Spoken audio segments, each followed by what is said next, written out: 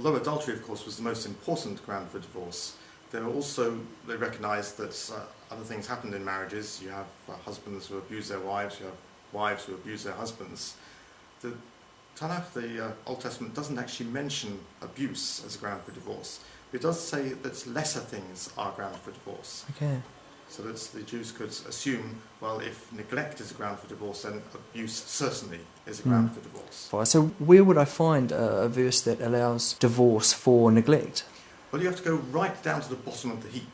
The way in which the Old Testament law works is you make a law for the very lowest in society, and then we know that law applies to people higher up in society. Okay. Like you have the don't muzzle the ox. That isn't just a law about ox. It's a law about all workers. So you mustn't stop an ox from benefiting from the work he's doing. Then you mustn't stop a slave from benefiting. You mustn't stop an ordinary free worker from benefiting. You mustn't stop your son from benefiting from the work that's done on the farm. And you mustn't stop a pastor from being paid That's how it's applied twice in the New Testament.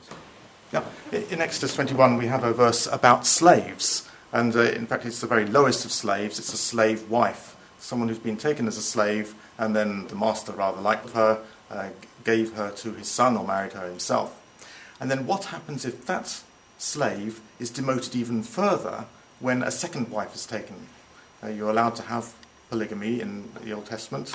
It's not common and it's not looked on highly, but it does happen. What happens if she becomes the second wife, even further down? And we have a law in the Old Testament about how she should be treated. Let's have a look in Exodus 21.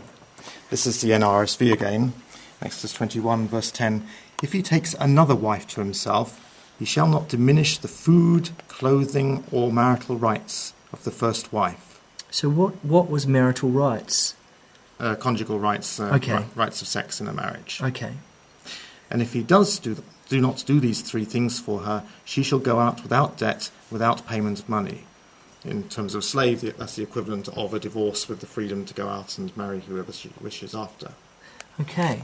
So, shall we look at that at another translation? Perhaps, the translations are pretty well agreed on this verse. So, this is the NIV here, verse 10. If he marries another woman, he must not deprive the first one of her food, clothing, and marital rights. And it's a common phrase which comes up again in Jewish documents later on, and we find it in various places. Okay. And those three things are matters of neglect. If those things are neglected, then that slave wife, the very lowest form of wife, has the freedom to have a divorce. Okay.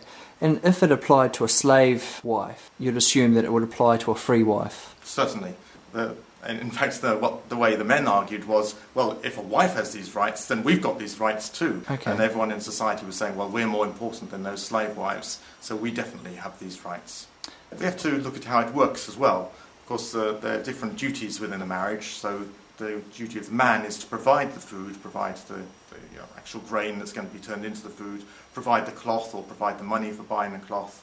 And the wife's duty is to make the food, to make the meals, to feed the baby, to feed the husband, and to sew the clothes together and make the clothing that people are going to wear. So everyone has a role within that marriage. And if they decide, well, I'm lazy, I can't be bothered with this, that was neglecting the other partner. That didn't immediately lead to a divorce. Later on, the rabbis made lots of rules to make sure that you didn't have a divorce for silly little things. But it was a very important ground for divorce, such neglect. There are 4 grounds for divorce. Okay. Neglect of food, neglect of clothing, neglect of love, and, of course, unfaithfulness, sexual unfaithfulness.